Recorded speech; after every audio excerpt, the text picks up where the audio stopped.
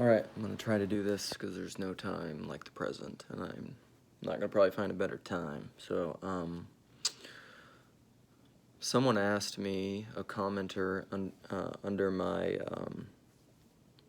video on religious pluralism versus Christian perennialism, they essentially were saying they were complimentary, which was cool, on that it was a good video on perennialism, and but then they were concerned about moral mushiness and Tower of Babel stuff. And so then I asked a clarifying question, just like, exactly what do you mean? Like, are you talking about moral relativism? And like I've said before, my favorite response to concerns about moral relativism is some language I learned from my buddy Jedediah, which is morals are relative in that everything is personal, but that doesn't mean they're arbitrary. Sorry, try to hold this steady. My phone's charging. Because I would say because I'm a personalist, I would say everything is personal, but that doesn't mean it's arbitrary. It's just contextually, relationally, particularly uniquely bound to the persons involved, is what I would say. And I have a pretty broad understanding of persons, which is not just like human being. I mean, I think everything is personal, so, which gets into like panpsychism or panentheism, or essentially like in him we live and move and have our being, that like everything exists as I always don't know how to pronounce this word, logoi, logoi, Logoi, the logoi spermatica or whatever. I think is what Justin Martyr called them, or the ancients. Maximus talked about them too. So it's the only way that anything exists. I think it's the only way that you actually are either not like a materialist or a deist of some kind. You have to have some kind of understanding of ontology that can make sense of being, essentially, and I think that's personalism. So, I mean the same thing by all that. Anyhow, so I asked a clarifying thing, and then I'm just going to read what he said as a response. So his YouTube is Process Rauwill, so Rauwill. He said, I think you got it with the relativist and moral mushiness. Like, I feel that impulse. For instance, I do think that a true mystic can believe perennialism because they've had this ineffable experience of relation to God, which allows them to love God and love their neighbor as they were intended to be loved. But what if you, or one, does not have this capacity? It's like the church's teaching on hell. You might say I'm closer to Apacatastasis, so like the total reconciliation of all things, which is like a origin thing, and Gregory of Nyssa. But I recognize the utility of belief in something akin to hell. The experience of not being able to let go of your passions, and that's the real danger for people. And if they think, well, why do anything? If they think, if I'm ultimately going to be saved? I know the answer to that question, but if you're not spiritually matured enough, that's a reasonable conclusion to come to. Where this all leads me to say, if anyone accepted perennialism, do you think that the world would have the maturity to make it this relativistic mush? It's almost like we are treating everyone as if they are a fully formed mystic. Do you see my point? Yes, I do. And I get that concern. And I've been contemplating your question ever since you said it, and I've been talking to some friends and thinking about it, and I have a lot of thoughts on it, and as I usually do, I'm just going to kind of extemporaneously, free-flowing thought, just talk about it. So that Karl Rahner quote that I love, which is the Christian of the future will be a mystic or not at all. I would say everyone's a mystic. They just maybe don't think that they are, or they they do not yet know as they ought to know, because again, like, that's mystical knowing is the only proper knowing, because to me mystical knowing is iconic knowing. It's transcendently immanent. It's non-dual. It's both things at the same time, which whenever anyone has a healthy relationship to anything, whether it's a person, whether it's nature, whether it's what you're eating, whether it's your yard, whether it's a pet, whether it's a table that you're sitting at, you want that relationship to be transcendently immanent. Because if you only do, essentially that's what Jordan Peterson is talking about when he says do what's meaningful, not what's expedient. Jordan Peterson just talks in terms of meaning, but what he's getting at is this transcendently immanent, iconic thing. Because if you treat your table in an expedient way, you'll trash it, or you won't care for it, you won't love it, you won't be concerned about the future of it. Or if you treat your body expediently, you'll just eat cake all day and you won't exercise. You won't, if you treat your children or your relationships expediently, or you could just think of, you could probably err on the other side. You could be so like that what people say, like, you could be so heavenly minded you're of no earthly good. You're sacrificing for the future to such a degree that you are not present and engaged and in the kind of eternal now of a relationship. Like, you could start abstracting and becoming like so abstract and Gnostic and future oriented that you're not present, and so you need this kind of you need a dynamism with everything that you have a proper relationship with, and it needs to be both simultaneously, transcendently immanent. That's one of my Christian koans that I like.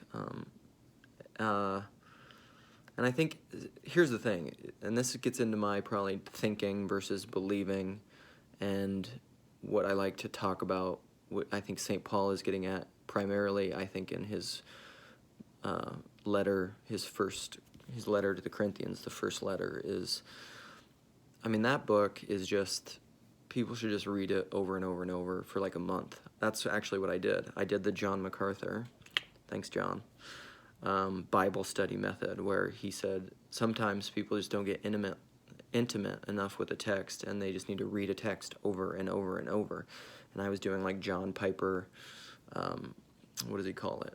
Arcing and word diagramming, where you focus on particular words and you make connections and you like square certain, it's like a Bible study tool, and you make connections and you graph and you chart like all these things, and you start making connections in the text that you wouldn't normally see on a more superficial reading. But I did that with the book of Corinthians in my early 20s, when I was starting to take my faith more seriously, and it's such a phenomenal book. A lot of it is, I think, it's summarized, and people know the 1 Corinthians 13 love chapter, or they know the beginning of chapter 8, which is like, if you think you know, you do not yet know as you ought to know, but if you are loved by God, you are known by him, or something like that. I don't know, I keep saying I need to commit that to memory, and I never do. Should I just look it up right now? 1 Corinthians, one-handed as I'm holding my flippin' phone. I also don't want to look it up in some jacked up version. I'll just go King James, because why not? Yeah. So now as touching things offered unto idols, we know that we all have knowledge. Knowledge puffeth up, but charity edifieth. Man, I haven't ever read this in New King James, I don't think. So knowledge puffs up, but love builds up, I think is what I knew. And if any man think that he knoweth anything, he knoweth nothing yet as he ought to know. But if any man love God, the same is known of him. Man, I kind of like that. So anyhow, essentially, I think a lot of what he's getting at there is something that I want to say in my own vernacular, which is, you can be wrong and be right, or be right and be wrong, and it's loving the weaker brother, as they say. So, all of that to get to your question. That's just kind of background. So, what I would say about teaching or advocating or claiming Christian universalism, apacatastasis, or perennialism or something, will that make someone just say, well, it doesn't matter what I do? Sure, it will with some. And I've gotten that retort a lot. However, I think that's a retort from the false man. And what I've kind of gotten out of thinking about this and talking to people in contemplation is, I would say this, is that I would bring in my buddy Jess, his U-shaped journey stuff that he likes to talk a lot about with Sherry and with everyone. Jess is like, I'm like a one-track mind about certain things. Jess is like U-shaped journey, beauty first. What's one of Jess's other things? I just had it in mind. Job, like Job, beauty first, U-shaped journey. That kind of motif or narrative arc is something that's very common. Like, you have to go all the way down to come up. And if a seed falls in the ground, a seed has to fall in the ground and die before it can be made alive. You know, you're never going to get resurrection without death, and you can't get resurrection. You can't use death as a means to get resurrection, because that's mammon. It's transactional. You're playing games with God, and God doesn't play games. So what I would say is that if someone's retort, and I said this kind of not jokingly to some friends that I was having this about, like, if someone's retort is like, well, if perennialism is true and apacatastasis is true and God's going to redeem everything, well, then I'll just go, like, start doing blow off of a hooker's butt. What I would say is that I heard once from someone, I don't know who said this, but like, nothing, I think it's from a movie, but I can't remember what it is. Nothing ever came out of the mouth of a drunk that wasn't there to begin with. So, like, just because someone's drunk, like, all it's doing is letting down walls to release out what's truly there. And I would say that's like fear, it's the false self, you know, it's whatever. So, like, if somebody's retort is to either angrily say, well, it doesn't matter what we do then, if you talk universalism, which I don't think is true, then that's part of their U-shaped journey they got to watch. If somebody responds to what I would say is part of the good news, the gospel, which is Christ loves and is redeeming everything, the entirety of the cosmos and all human beings, and even the fallen angels, everything, all things, the reconciliation of all things to God. If somebody's response to that, well, then I'll just lean into sin and disunity with God, I think that's insane, and but maybe necessary. And because of the U-shaped journey, like, another quote that I would put in here is I tried finding it, I had a word screenshot of it, I'll maybe even write it in text in the show, in the description of this, but like, one of my favorite books is this book Loris by Eugene Vodolazkin, who it's about this like medieval doctor named Loris, of a few different names, and Loris at one point at the end of his life is looking back on his life and is saying he realized now that his path was maybe the only possible path. And to riff on that, I would say also Indy Wilson has this quote I love, which is, probabilities are the prophets of a mechanical God. I don't really believe in probability. Like, it's a map, it's a statistical models and all that. I don't think I think a mechanical God operates on statistics and possibilities. And even with that quote Leibniz, like, this is the best of all possible worlds, yeah, because it's the only world. This is what exists. And yeah, I'm open to like the multiverse and stuff, but then that's just the universe. That's just what is too. So, like, if you're talking about like infinite possibility, well, if infinite possibility exists, then that's the entirety of the cosmos, and that is what exists, and the multiverses are part of the universe. And so then if everything exists, then it exists necessarily. That's what I would say. So, anyhow, God is not, if your journey is such that what involves your seed falling into the ground and dying is that you have to lean into this suppressed, if you really, if someone starts just going off into sin and moral mushiness and moral relativism and just like uses the reconciliation of all things to justify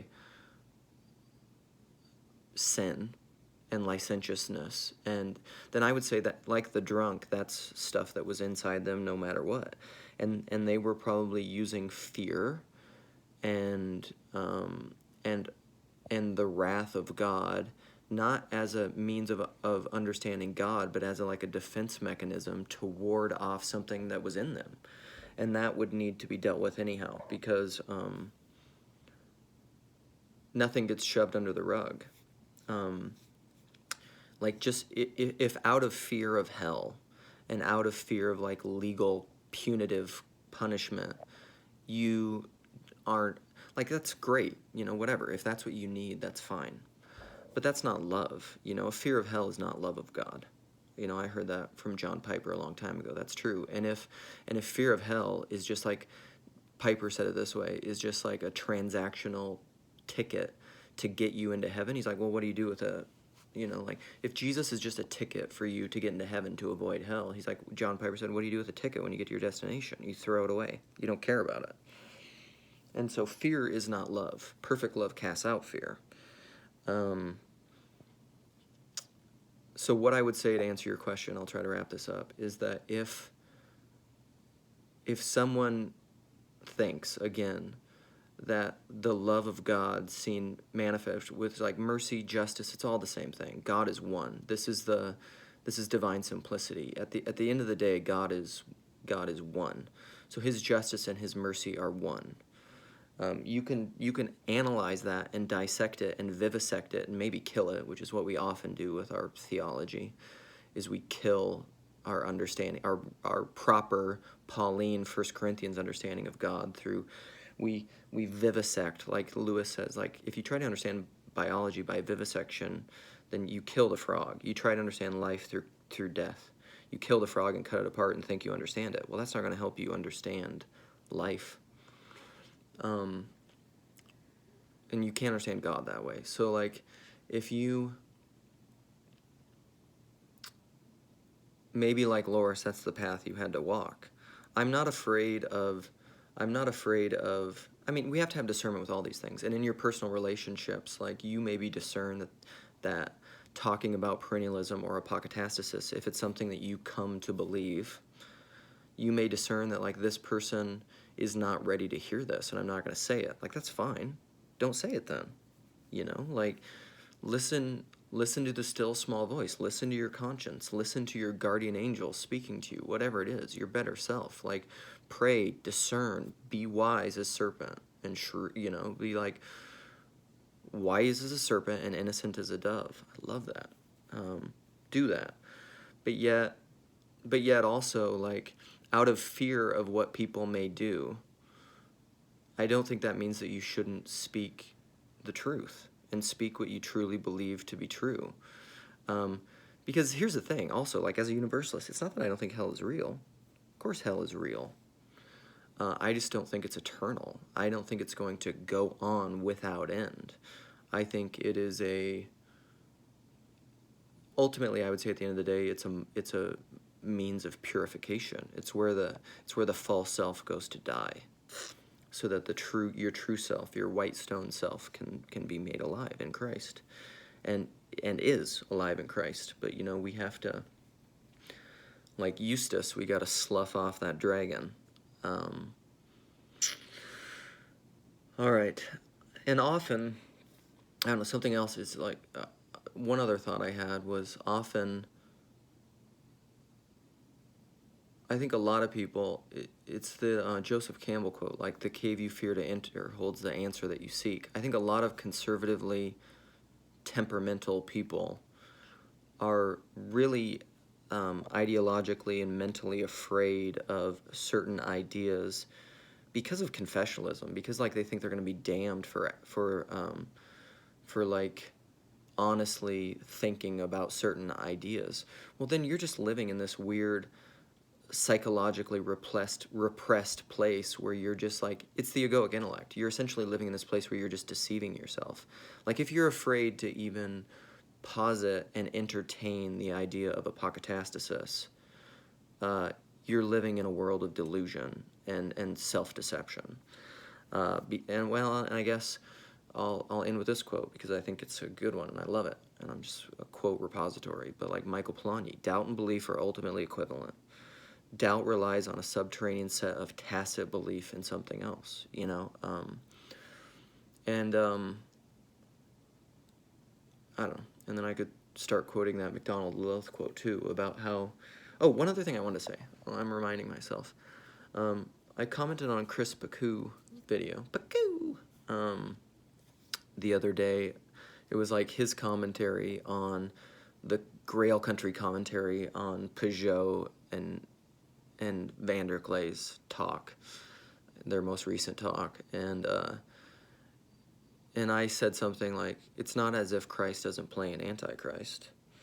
And I think that's true, because I'm not a dualist. You know, where will I go to escape your presence, O Lord? If I ascend to the heights, you're there. If I go to the depths of Sheol, you're there. Hades. You can't, Christ has descended to the depths. He went to Hades. He has redeemed even death. And what is more Antichrist than death? You can't escape it. So like if you, the cave you enter, the cave you fear holds the answer that you seek. We can't let fear direct our action. Ultimately, I think part of theosis is being motivated by love, and I think fear of what may happen, like what, essentially I think your question is like, what would happen if I'm honest? I don't know, but let's find out, you know. And Peterson has said as much. I think everyone needs to just work really hard on being honest and letting the cards fall where they may. Because also, like, I don't know, there is this degree of, like this fear of bullshit. This is some bullshitting yourself in a Vervaeke sense. There's a lot of that. There's a lot of fear of being afraid of self-deception. But, like, you can't think yourself out of a prison made of thought, you know? So like, staying locked in this prison of thinking of, like, what happens if this and this and this? I don't know. I feel like ending with a MacDonald quote. Maybe I should put that in the notes of, like, Jess said it the other day in his video, or I'll link to that, where he made a little video. It was his response to Petkau and Grail Country's response to Pageau and VanderKlay. But it was this MacDonald quote that was just so bomb. So I'll maybe have Jess put it in the comments or something, or try to remember. I can't remember everything I mentioned in this, but that's what I got. All right, hope that helps.